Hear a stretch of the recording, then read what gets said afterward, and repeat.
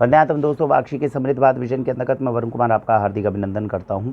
अभी हमारे एक बेनिफिशियरी हैं जिनका कुछ एक दो दिन पहले कॉल आया था। वो हमसे डिस्कस कर रहे थे कि सर पिताजी को जो है कैंसर हो गया है और हम चाहते हैं कि इसको कैसे रिजॉल्व करें। इसके ऊपर कोई एक ऐसी वीडियो बनाइए जो सबसे बेस्ट तरीका इस वक्त देश में अवेलेबल हो कैंसर के इलाज के लिए, उसकी तरफ हम अग्रसर हों। तो मुझे लगा कि एक वीडियो मुझे आपको इस तरह से बतानी चाहिए। कैंसर के ऊपर मैं इस डिस्क्रिप्शन के अंदर लिंक दे दूंगा। जो डाइट प्लान आपको फॉलो करना चाहिए उसके 2 लॉजिक्स मैंने कैंसर के बताए हुए हैं। पहले तो उन वीडियो लिंक को ज़रूर देखिए अगर समय है तो, ताकि आपको पता चले कैंसर में एक इंसान, एक मानव अपने लिए क्या अच्छा कर सकता है वो आपको पता चल जाए। और वो डाइट प्लान अगर व्यक्ति को, किसी को भी परिवार में कैंसर है तो इस तरीके से आपको ट्रीट करना चाहिए। आज की इस वीडियो से मैं सिद्धांतिक रूप से आपको कोई ऐसी चीज़ बताऊंगा, क्योंकि जब मैं चीज़ बता रहा हूँ तो वो कोई थ्योरी नहीं है जो जहाँ से पड़ी हुई है। ये 37 साल का मेरा खुद का अनुभव है, एक्सपीरियंस है, पुराने बुज़ुर्गों की कही हुई कुछ बात है जिसका अनुसरण मैं 37 साल में करता आया हूँ।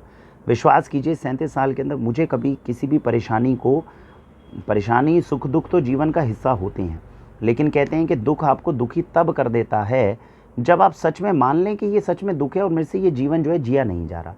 ऐसी स्थिति 37 साल के अंदर जो है कभी जीवन के अंदर आई नहीं। एक बार आई, थोड़े समय के लिए आई, वो जो आपको जीवन में कुछ सिखा कर जाती है, आपको ज़्यादा मैच्योर पर्सन करती है, तो ऐसा करके जाती है। तो आज की इस वीडियो में मैं आपको ये बताना चाहूँगा।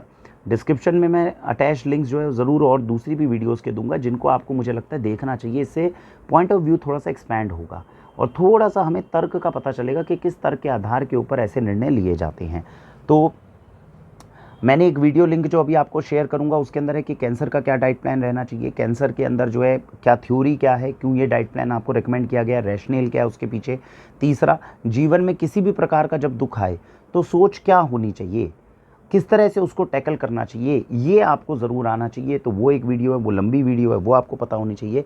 आज के इस वीडियो में मैं छोटी वीडियो एक बनाने की कोशिश कर रहा हूँ जिसमें मैं आपको बता रहा हूँ 1 2 3 ये 3 स्टेप्स। अगर आप कैंसर के डाइट प्लान जो हमने दिया है उसके साथ में ये 3 स्टेप्स को फॉलो कर लें तो सबसे ज़्यादा चांसेस मुझे लगते हैं रिकवरी होने के। जो आज वीडियो मैं बना रहा हूँ इससे बहुत लोग सहमत होंगे, बहुत लोग सहमत नहीं होंगे। मेरे पास में कुछ तर्क हैं, मेरे पास में कुछ साइंटिफिक रैशनल है जिसके कारण मुझे लगता है कि नहीं, ये एक ऐसी चीज़ है जो काम करती है। व्यक्तिगत रूप से अपने को अनुभव इसका लेना चाहिए, जीवन में कोशिश करनी चाहिए। इसके अंदर पैसा कुछ लगता नहीं। अगर ये काम कर गया, जिसके चांसेस मुझे पर्सनली लगते हैं 99% तक हैं, जो काम कर गया, तो चाहे कैंसर हो, चाहे किसी भी प्रकार का रोग हो, चाहे किसी भी प्रकार का दुख हो, उससे हम रिकवर कर सकते हैं। तो अब ये 1 2 3 स्टेप है क्या?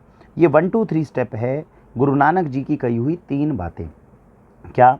नाम जपना, कीरत करना, बंद चखना। अब ये 3 चीज़ें क्या है, इसके लॉजिक को समझिए। नाम जपने का मतलब है प्रभु के जिस रूप को, भगवान परमेश्वर, अगर आप बिलीव करते हैं या नहीं करते हैं, लेकिन अगर इस सृष्टि को बनाने वाला जो सृष्टि करता है, जो सृष्टि के रचयिता है, उस परमेश्वर के किसी भी रूप को अगर आप उसको किसी भी रूप में देखते हैं, भगवान शिव के रूप में, बजरंग बली के रूप में, अल्लाह के रूप में, जीसस के रूप में, किसी भी रूप में देखते हैं, दैट डजंट मैटर। जिस भी रूप में आप उनको देखते हैं, उस एक पर्टिकुलर रूप का आप ध्यान करते हुए कोई भी उनको पूजने का जो एक मंत्र है, कोई ना कोई आपके धर्म के अनुसार एक मंत्र बताया गया होगा, वो मंत्र का अगर आप जो है सही जाप करना शुरू कर दें और निरंतर सुबह से शाम तक ध्यान लगाकर जाप करते रहें, तो आपको नाम जपने के साथ में जो पावर मिलती है, जो स्पिरिचुअल पावर मिलती है, वो आपको किसी भी दुख को ख़त्म करने में सहायक होती है। हम आप कहेंगे सुबह से शाम तक अगर जाप करते रहेंगे तो काम धंधा हम कैसे करेंगे? तो इसका सीधा सा लॉजिक है, अपने काम को करते करते जैसे ही आपको बार बार ध्यान आए, आप बस उसका जाप करें। सपोज़ कीजिए कि हमने महादेव की पूजा करी और महादेव का एक मंत्र है ओम नमः शिवाय। तो आपको कुछ नहीं करना, सुबह से शाम तक आप अपने काम में हैं। जब आप अपने काम में लगे हुए हैं, आप अपने काम को कर रही हैं, लेकिन जब काम खत्म हुआ तो दूसरी जगह पे जा रहे हैं। तो दूसरी जगह पे जाते हुए जब भी आप ड्राइव कर रहे हैं, कुछ कर रहे हैं, क्या ऐसा हो सकता है कि अंदर से ये जाप चलता रहे? अगर नहीं चलता है तो पहले बोल बोल कर करें, धीरे धीरे कंठस्थ अभ्यास हो जाएगा तो अंदर से ये चलना शुरू हो जाएगा। तो मैं क्या करूँगा कि काम खत्म होने के बाद में ओम नमः शिवाय, ओम नमः शिवाय, ओम नमः शिवाय। अगर आपको नहीं है, अंदर से नहीं मन से आ रही है, तो इसका अभ्यास कर करके धीरे धीरे आने लग जाएगा। तो ये एक सिद्धांत है जो आज ही अपने बच्चों को सिखाना चाहिए। जो व्यक्ति इस एक पर्टिकुलर, बहुत छोटी सी चीज़ है, बहुत आसान है, कोई मुश्किल नहीं है ये काम, लेकिन ये कर वही पाएगा। इसको करने वाले व्यक्ति के अंदर 2 चीज़ों की होने की आवश्यकता है। पहली बात, उससे कोई बहुत बड़ा अपराध या पाप पहले ना हो गया हो, बहुत बड़ा अपराध या पाप जितना आप दूसरी दिशा में चलते जाएंगे। जीवन चलने के अंदर दो तरीके हैं, या तो आप सन्मार्ग पर चलेंगे या आप कुमार्ग पर चलेंगे, गलत मार्ग पर चलेंगे या सही मार्ग पर चलेंगे। सही मार्ग पर आप जितना चलेंगे उतना ये नाम जपना करना आपका आसान हो जाएगा। गलत मार्ग पर आप जितनी दूर चले जाओगे उतना ये नाम जपना मुश्किल हो जाएगा, जबकि काम बड़ा आसान है। काम सिर्फ ये है कि ओम नमः शिवाय, चलते फिरते उठते बैठते जब आपको ध्यान आए आप केवल इस नाम का जाप करे जा रहे हैं, ओम नमः शिवाय। तो इस तरीके से आप जाप करते जाएंगे। लेकिन ये जप वही पाएगा जो व्यक्ति शुरू से सन्मार्ग पर आए, जिसने कोई बहुत बड़ा अपराध, कोई बहुत बड़ा गलत काम नहीं किया। क्योंकि इसका जाप करने वाले व्यक्ति को ही, जो भी मैंने आपको मंत्र बताया, उसका जाप करने वाले व्यक्ति के साथ में अनिष्ट होना, गलत होना, या उसके साथ में कुछ जीवन के अंदर मुश्किलें तो आएंगी, लेकिन मुश्किलें उसको परेशान कर पाएँ ऐसा होना बड़ा मुश्किल हो जाएगा, तो वो बंदा हो जाएगा। तो जाहिर सी बात है, अगर आपने गलत कर्म किया है और आप जाप भी साथ में कर लेंगे तो रिवर्स होने के चांस है, लेकिन आपको मुश्किल बहुत आएगी, आप इस नाम का जाप नहीं कर पाएंगे। तो इसको बोलते हैं नाम जपना, जो मैंने आपको बताया। अगर कोई व्यक्ति इसका अभ्यास करते हुए अपने जीवन के अंदर इसको ढाल ले तो जीवन भी बहुत उत्तम होता है, अच्छा होता है। हमारा उदाहरण कोई इतना है नहीं, लेकिन अगर आपको लगता हो तो हमारे उदाहरण के अंदर आपको सबसे बड़ा रोल इसका प्ले करते हुए मिलेगा। जैसा मैंने बताया, 37 साल का तो मेरा ही उदाहरण है। जो कुछ मैंने अपने जीवन में चाहा है, जो कुछ ईश्वर से मेरे लिए अच्छा होना चाहिए, वो सब कुछ मेरे लिए अच्छा ऑटोमेटिक होता आया है। और उसके अंदर इस एक पर्टिकुलर टेक्निक का बहुत बड़ा रोल प्ले हुआ है। जितने भी अच्छे ज्ञानी पुरुष हुए हैं उन सब ने इसका समर्थन किया है। थोड़ा इतिहास में आप भी सर्च करेंगे तो आपको इसका रैशनल थोड़ा और समझ में आएगा। जैसा मैंने बताया, ये अनुभव करने वाले व्यक्ति के लिए ज़्यादा काम करता है। दूसरी चीज़ जो गुरु नानक देव ने कही वो कही कीरत करना। कीरत करना मतलब क्या है? कर्म करना। भाई सुबह से शाम तक अगर केवल नाम का ही जाप करते रहेंगे और कोई कर्म नहीं करेंगे तो ये इफेक्टिवली काम नहीं करता। और ऐसा ही गीता भी कहती है। तो करना क्या है? सुबह से शाम तक जो भी आप काम में, जिस भी काम में आप कर रहे हैं, आप अपनी तरफ से कोशिश करिए कि 2 तंत्र को उसमें डालकर रखिए, 2 उसके अंदर सिद्धांत बनाइए, मेहनत और ईमानदारी। जितना हो सकेगा उतना मेहनत से मैं काम करने की कोशिश करूँगा। दूसरी बात, जितना हो सकेगा उतना ईमानदारी से मैं वो काम करने की कोशिश करूँगा। तो अगर ये 2 सिद्धांत आप लगा लेते हैं तो कीरत करने वाला जो कॉन्सेप्ट है वो काम करने लग जाता है। अब आप कहेंगे जी कि अगर शरीर में रोग आ गया तो क्या करें? रोग आ गया तो आज से ही अभ्यास करना शुरू करिए। नहीं आया तो आज अभ्यास करिए, क्योंकि जब कल को अगर रोग आ गया तो ये चीज़ आपको बाहर निकलने में बहुत मदद करेगी। तो कीरत करने का मतलब है जो भी काम आप करते हैं। अब आप सोचिए, इसका भी उदाहरण आप मुझसे ले सकते हैं। आज से 5 साल पहले जिस कंपनी में मैं काम करता था वो बहुत अच्छा काम था, बुरा काम नहीं था। लोगों की सेवा थी, दवाइयाँ देते थे, लोगों के इलाज करते थे, लोगों की बीमारियों का इलाज होता था। आज मैं एक ऐसे व्यापार के अंदर जुड़ गया हूँ जिसमें किसी के साथ झूठ बोलने की ज़रूरत ही नहीं है, बल्कि जितना मैं सच बोलूँगा, जितनी ईमानदारी दिखाऊँगा, उतना ज़्यादा मेरे लिए अच्छा है। तो ईश्वर बेसिकली सच्चाई और ईमानदारी के लिए मुझे रिवॉर्ड दे रहा है। पहले उस काम के अंदर मुझे सच्चाई और ईमानदारी में करता था तो कई मेरे दुश्मन बनते थे, कई लोग कहते थे ये क्यों सच बोल रहा है, क्यों ईमानदारी से काम कर रहा है, हमारे लिए दिक्कत खड़ी करेगा। आज मैं एक ऐसे व्यापार में हूँ जितनी सच्चाई और जितनी ईमानदारी से काम करूँ उतना मेरे लिए रिवॉर्डिंग है, उतना मेरा बिजनेस अच्छा होगा। तो सोचिए कितना पैराडाइम शिफ्ट है जो समय के साथ में अपने आप आ गया। तो कीरत करना, कर्म करने की कोशिश करिए। आप लोग अगर कहते हैं कि हम एक ऐसे बिजनेस में जहाँ पे बिना झूठ बोले कोई काम हो ही नहीं सकता, वहाँ पे बोलना ही पड़ता है, तो प्रयत्न करिए। जहाँ जहाँ आवश्यकता नहीं है कम से कम वहाँ पर आप झूठ मत बोलिए और कोशिश करिए कि जितना हो सकेगा मैं इसको अवॉइड करने की कोशिश करूँगा। ये आपके लिए काम करेगा। तीसरी चीज़ आती है वंद चखना। वंद चखना क्या होता है? जितनी भी आपने अपनी धर्म के अनुसार जो भी कमाई की है उसका कुछ हिस्सा जो है समाज को वापस देना शुरू करें।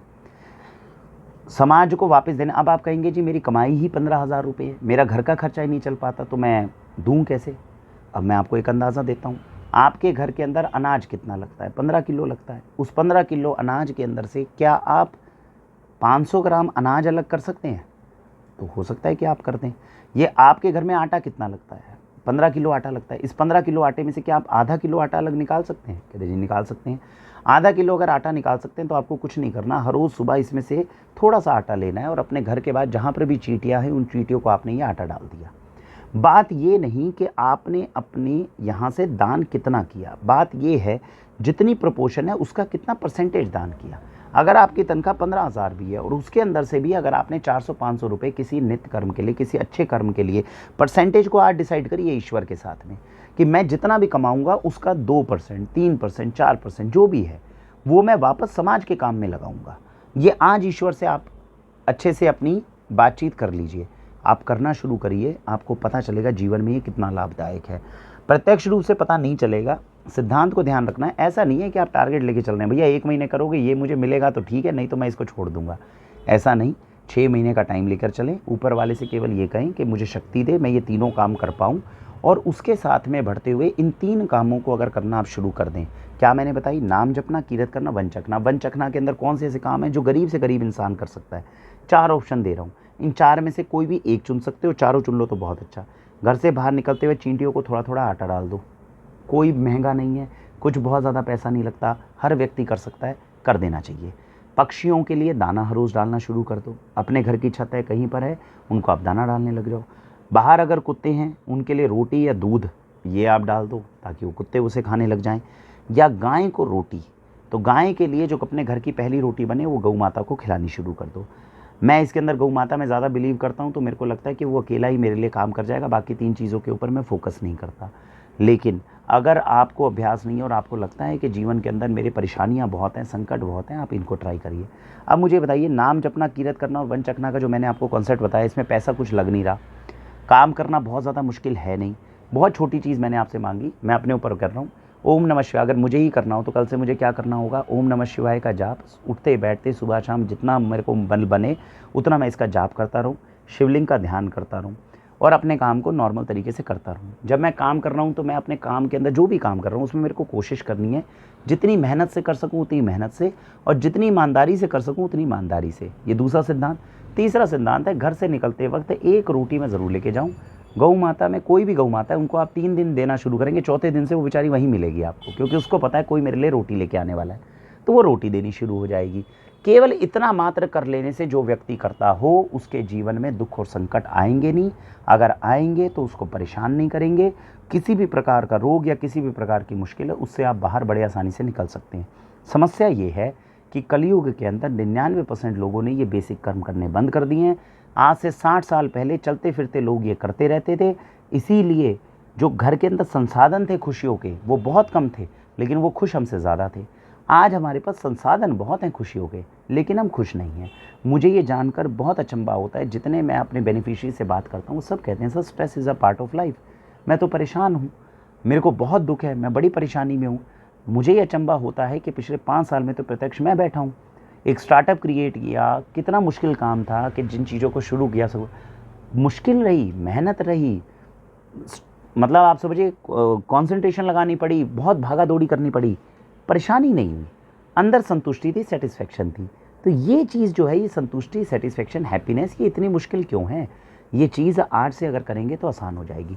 अब आप कहेंगे वरुण जी ये जो चीज़ है ये तो करनी बड़ी आसान है, अगर आप लोग अभी तक इसको समझ गए होंगे कि करना बहुत मुश्किल तो है नहीं, तो अगर इस तरह से मुश्किल कर लिया जाए तो हर कोई व्यक्ति जो है वो सुखी हो जाएगा, यानी दुखी जीवन से समाप्त हो जाएगा। इस लॉजिक को भी, रैशनल को समझिए। जो मैं चीज़ आपको कह रहा हूँ ये करनी बहुत आसान है, लेकिन इसे हर कोई कर नहीं पाएगा। जैसे कि जब हम छोटे थे ना तो हमें कहा जाता था, मेरे को आज भी याद है जब मैं 7th 8th में था तो मैं ये कहता था यार ये IIT बहुत अच्छी चीज़ है, ये IIT के लिए पेपर में चीज़ क्या आती है? तो हर कोई मुझे कहता था तूने 10th तक पढ़ाई करी है? मैं कहता था हाँ पढ़ाई करी है। कहते बस 10th तक के प्रश्न आएंगे, सिलेबस इसका 10th तक का है। आप चाहे MBA का एग्ज़ाम दे दो, आप चाहे IIT का एग्ज़ाम दे दो, आप चाहे UPSC का एग्ज़ाम दे दो, अगर आप उसके अंदर जाकर पूछोगे कि भैया सिलेबस क्या है तो वो लोग यही बोलेंगे भाई तूने स्कूल में पढ़ाई करी है? कहते करी है। उसी में से पूछेंगे, कुछ नया नहीं पूछेंगे, वही किताब है, उन्हीं में से आएगा सवाल जो आएगा। लेकिन जब आप एग्ज़ाम के अंदर बैठते हैं तब आपको पता चलता है सिलेबस तो वही था, लेकिन वो क्वेश्चन बड़ा ट्रिकी निकला, उस क्वेश्चन को सॉल्व नहीं कर पाए। अगर आपने MBA का कैट का एग्ज़ाम किसी ने दिया तो इस बात को बिल्कुल अच्छे से समझेगा, सिलेबस केवल 12वीं तक का होता है उसके अंदर, लेकिन जो प्रश्न जिस तरह पूछा जाता है उसका आंसर नहीं निकाल पाते आप। तो जो चीज़ें मैंने आपको बताई हैं बहुत आसान है। ओम नमः शिवाय का जाप करना कोई मुश्किल काम है? दिन भर ईमानदारी और मेहनत से, वैसे भी आपको ईमानदारी मेहनत से काम करना होता है, थोड़ी कोशिश कर लोगे वो हो जाएगा, और चलते हुए 1 रोटी गाय को खिला दो, कोई बहुत बड़ी काम तो है नहीं। लेकिन यही वो चीज़ें हैं जो ये जब आप करना शुरू करोगे तो ईश्वर आपको इतनी आसानी से करने नहीं देगा, माया आपको उलझा के रखेगी। आप 2 दिन जाप करके देखो, तीसरे दिन आपको ध्यान में ही नहीं रहेगा कि मैंने ये वीडियो भी देखी थी और मैं कुछ जवाब भी कर रहा था। तीसरे दिन आप भटक जाओगे, किसी और काम में लग जाओगे, आपको ध्यान में ही नहीं आएगा। फिर कभी किस्मत अच्छी हुई तो दोबारा वीडियो देखोगे, दोबारा ये एक्टिवेट होगा। और ये मैं अच्छे लोगों की बता रहा हूँ, जो लोग बिल्कुल ढंग से टिके हुए हैं ना अपनी चीज़ों में, तो इतनी आसानी से अभ्यास नहीं बैठेगा। आज आप गाय की रोटी शुरू करोगे, चौथे दिन जो है कोई ना कोई मुश्किल आ जाएगी, आपको लगेगा रोटी नहीं बन पाई, खुद खा के निकलोगे। जबकि आसान काम है, एक गाय की रोटी लेनी है, भाई खुद खाने से पहले एक गाय की रोटी अलग रखूंगा, चौथे दिन वो कब मिस हो जाएगी आपको पता नहीं चलेगा। यानी कि ईश्वर आपको वो काम इतनी आसानी से करने नहीं देगा, काम आसान है करने नहीं देगा। तो इस कारण से ही दुख जो है वो जीवन के अंदर इतना पर्याप्त रहता है।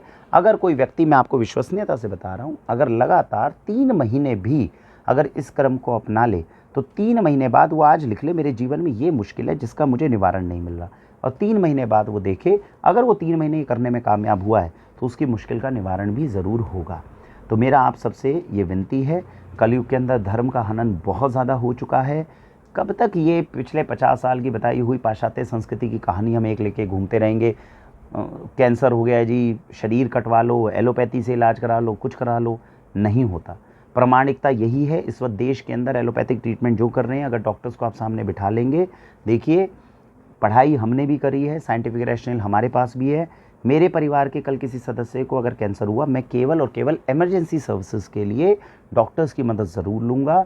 मैं डेलिबरेटली जाकर कैंसर का इलाज एलोपैथिक में नहीं करवाना चाहूँगा, क्योंकि एलोपैथी की साइंस के अनुसार शरीर के इस भाग में कैंसर हो गया, इसको आप काट दो, इसको काटते काटते वो शरीर का हर अंग कटता जाता है और आखिरी में मिलती है मृत्यु। कुछ लोग हैं जिन्होंने बाहर विदेशों में जाके कैंसर का इलाज कराया है, जिन सेलिब्रिटीज़ का आप नाम जानते हैं, जैसे सोनाली बेंद्रे हो गए, युवराज सिंह हो गए, कुछ हो गए। ये एक ज़रूर एक फील्ड है जिसको हमें एक्सप्लोर करना चाहिए, क्योंकि इन लोगों को कैंसर हुआ और ये सफलता से कहीं ना कहीं वापस भी आए। हमारे देश के जो डॉक्टर्स हैं वो इस चीज़ के ऊपर शायद शोध कर भी रहे होंगे और जान भी रहे होंगे कि डिफरेंस क्या है। लेकिन अभी तक जितने भी हमारे जानकार हैं जो जिनको कैंसर हुआ और वो एलोपैथिक ट्रीटमेंट के अंदर गए हैं, हमें अभी तक ये नहीं पता चला कि भैया उनका हुआ हो और वो रिकवरी बड़े आसानी से उनकी हो गई हो और वो आराम से जीवन जी रहे हो। मैक्सिमम केस के अंदर कल्मिनेशन के अंदर दिक्कत ये आती है। तो मेरा यही अभी धारणा बनी है कि एलोपैथिक के अंदर केवल इमरजेंसी के अंदर जाना है, शरीर को इस तरह कटवाना ठीक नहीं है। अच्छे एक रेगुलर डाइट प्लान को फॉलो करें जिससे बॉडी रेगुलर लेवल पर डिटॉक्सीफाई होती जाए, जो एक तंत्र बनता है, जो एक साइंटिफिक रैशनल लगता है, वो मैंने वीडियो आपको दिखाई है। दूसरी चीज़ जो मैंने कही है, इसको करने में कोई पैसे नहीं लगते, अभ्यास करके देखिए, या तो आप करिए या जो व्यक्ति बीमार है उससे करवाइए, करके देखिए। इस तरह की चीज़ें जो है कुछ काम करती हैं और शायद आप लोगों के जब फीडबैक्स आएंगे, जैसा मैंने बताया 5 साल से हमने अपनी थ्योरी को प्रैक्टिकली करके कोशिश करके अपने को देखनी है। मेरे लिए ये चीज़ें काम करती है, इसीलिए आप लोगों से भी आह्वान कर रहा हूँ, करके देखिए। जब कुछ जाता नहीं है तो करके देखते हैं, कोशिश करते हैं, 3 महीने तक करके देखिए, अपने अनुभव हमारे साथ साझा करिए, पॉजिटिव रहे नेगेटिव रहे। लेकिन मुझे ये लगता है कि ये 2 तरह के तंत्र, एक डाइट प्लान को अगर हम समझदारी से समझ लें और ये तंत्र अगर लगा लें तो इस वक्त किसी भी विकृति या किसी भी रोग से बाहर निकलने में ये हमारी मदद कर सकता है। भारत वंदे मातरम।